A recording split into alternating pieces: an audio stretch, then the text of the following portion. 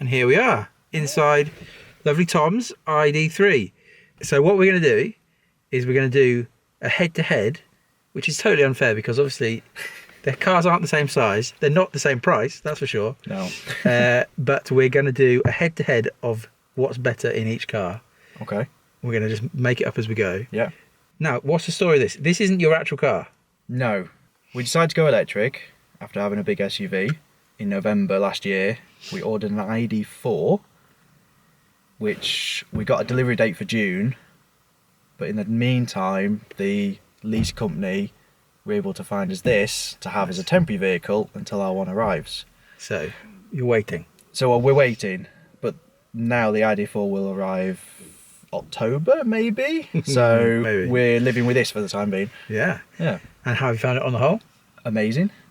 I was really sceptical about EV life, but actually I love it now. I don't want to go back. Nice. Yeah. I think that's what everybody it's wants it's to hear. good fun. First of all, we'll do the obvious one. Yeah. The looks of the car. Are we saying it's a solid victory for the ID3? Oh yeah, I will. Oh yeah, it's got to be ID3. I Sorry. don't think the I don't think it's as bad as you say it is. Actually, having a look at it, it's not that the think MG5 isn't as bad. No, it's I not. think in black it looks.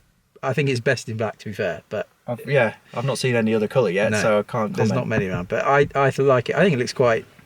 It does obviously look like a Passat to a certain extent from the front. It does, yeah. But It does a little bit, yeah. But Yeah. who cares? But that's definitely 1 point for the ID3 Yeah, for sure. This definitely looks better, for sure. Let's do then the interior, which again I think is a solid victory for one car and one car only. I suppose it depends on what you're used to and what you like. Actually, I quite like this simplicity. But if you're making that jump for a first EV, want something familiar, then actually that's more normal. That's true. I would say. Yeah, that's true. This is a bit different. This is more spacey. This does feel more like a spaceship, and it feels a lot of touchscreens. Whereas there's more buttons than you've ever seen in your life in the MG5. There's no physical buttons in here No, apart from the windows. That's it. it's all kind of All touch touch. stuff. Yeah. Which it's you can tell that it's a more kind of premium car, can't you? But it just feels really nice. The interior is really nice. It is nice, yeah. Yeah. I do like it. It's a nice place to be. It's very comfortable Yeah, to drive long distance, yeah. and I think whilst we're on it, the infotainment System, the sat nav, all the stuff. Again, the ID3 stuff. It's really nice, isn't it? It is, yeah. The quality of it and the resolution. When I did the quick look at the MG5, the quality of the screen is not anything like this. This is really premium again. That's probably the right word. Yeah, I haven't seen yours actually with the sat nav on and stuff, so I can't comment. Well, But we'll go this there is in a very minute. nice, yeah. Apart from there is a lot of hate though about the infotainment system and the software, but I've not had any issues with this software, with it being glitchy and slow.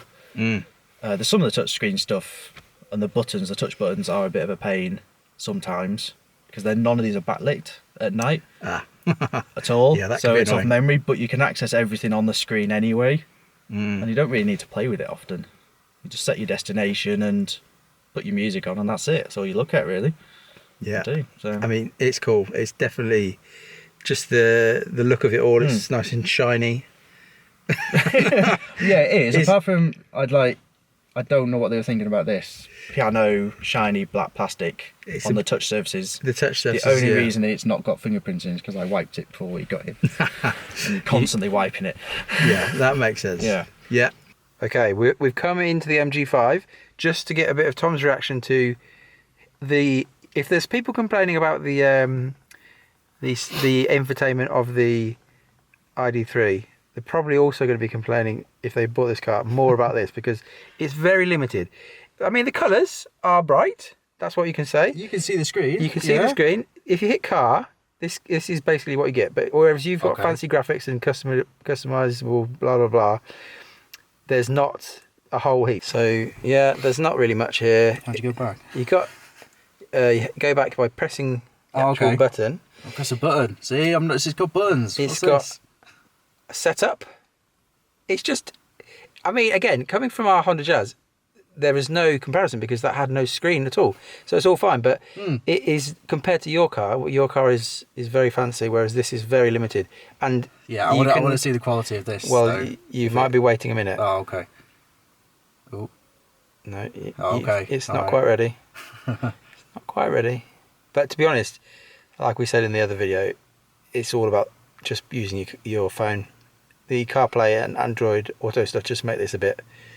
Does it work okay then? It was fine. It works. We tried it once, but it's just like you just wouldn't use it. There's no reason why you would use it. So I think that's a lot of cars though now. Yeah. No matter how much you pay, a lot of people just use their phones, don't they? Because it is better. It's Yeah. not too bad. It looks pretty responsive. it's not terrible. It's just we're never going to use it. No. Yeah. Okay. Okay. Let's give the MG5 some points. I guess space-wise, it's obviously this is not designed to be as big, so the MG5 is definitely going to get a point for space. Yeah, you've definitely got a bigger boot. The That's boot, for sure. hang on, we're giving a separate point for the boot. Oh, all right. Oh, okay. We've got to make sure we get some points. The boot is going to get a point for so that's 2 points. What are we 3-2 at the moment? Yeah. I could obviously just make this up so that I could You win, really couldn't could, I? yeah. Voice over land. And...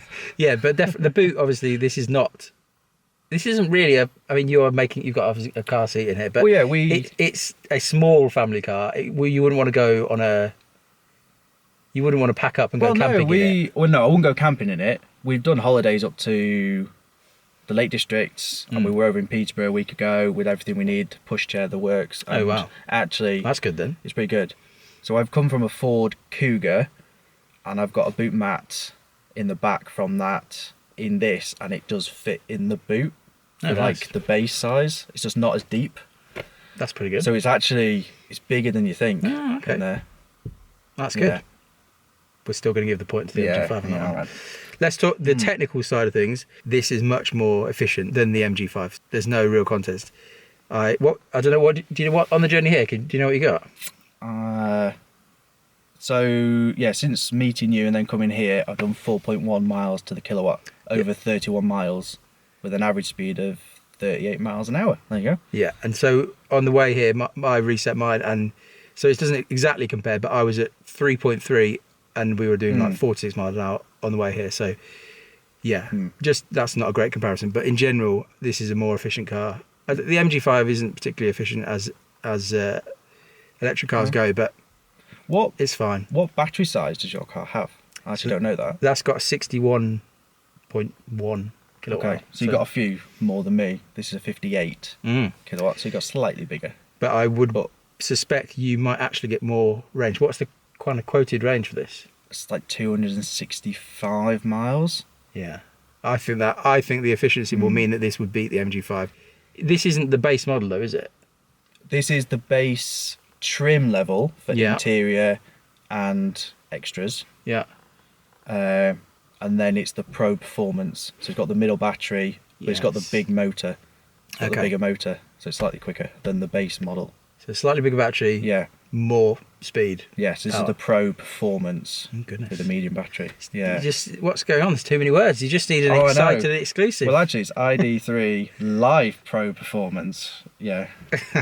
It's a big name. Well, we'll give the naming. We'll give a half point for the naming to the MG5 then. All right then. But yeah, I think on range and everything like that, you probably, again, hard to compare because they're different models. Let's do the obvious one and then price. Do you know how much this exact model would cost? I think it's about 38. Okay, wow. I think. So over 10 grand, potentially more than the MG5. Yeah.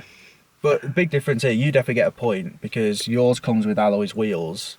Mine doesn't at this level. I know, but they are maybe the ugliest wheels you've ever seen on a car. Well, they're better than the wheel trims that you get on this. Fair, yeah. Yeah, I've got steel wheels, no alloys. There you go. There you go. Definitely, I reckon we've both got the same leg room in the back. Yeah. There's a lot of room in the back of this. Yeah, it's spacious actually. Yeah. It's big. For sure. And the MG5 is fine, but it's not. I think what it's worth saying is the MG5 obviously is like the only estate really available at any sort of reasonable price. But it's not a big estate. It's not like a humongous. No. It's probably quite a reasonably sized. It's reasonably sized. It's not too big. It's not. It's not like a full size estate, is it? Actually, no. Makes it easy to park and get around town. Yeah, I actually haven't noticed any difference driving it compared to the Honda Jazz. And obviously, it is a bigger car, but it's not. I'm not going up to kind of gaps and thinking, oh, I'm not going to fit through And that. actually, we should park our cars side by side properly, because actually I don't think there's much in it in length. Yeah, Over maybe. the two cars looking at it here. Yeah, we'll do that in Actually, a minute. We'll get that, and then we'll put that footage over the top of this. Yeah. One thing we've completely forgot to talk about was the app, or complete lack of an app on the MG5. So the ID3 definitely gets a point there. It's actually quite a nice app, and it seems to work pretty well from Tom's experience. And also, we've not really talked about comfort. I'd say both are pretty comfortable. The MG5 is surprisingly comfy. You could also talk about things like drive. I mean, I'm no car expert, so I'm not going to really get into that. There's plenty of YouTube channels that will look at that sort of stuff and how they drive, but will not bother with points there. But on the whole, I think that is a very casual look at how these cars stack up. Let's get into Tom's opinion on the ID3 overall. You can do this because I've made up this rating system on the channel that is rating everything out of 5, because we're not going to do it out of 3 because it's an ID3. Yeah, okay. We're going to do it out of 5 because it's an MG5. Yeah. So you can rate your experience with the ID3 out of 5, and you can't use decimal system as Rosie proved last time. It's got to be 5. Yes, it's 5 out of 5. I've not had any issues with this car whatsoever, and it's fulfilled everything we need to as a family car. Nice. We've actually considered keeping this. Really? Yeah, over having the ID4. Wow. Because actually, for the 10% of the time that we want the extra room, Yeah. I think we can make it work. Yeah. If they'll let me put a interesting. roof box on it, Yeah. I'd keep it. Wow. Actually. Yeah. There you go. There you go. Tom, very positive about the ID3. If you do end up getting the ID4, maybe we'll try and do this similar sort of thing then. Yeah, I might change my mind with the extra room in the boot. Yeah. Yeah. Great. See you All right. soon. Bye.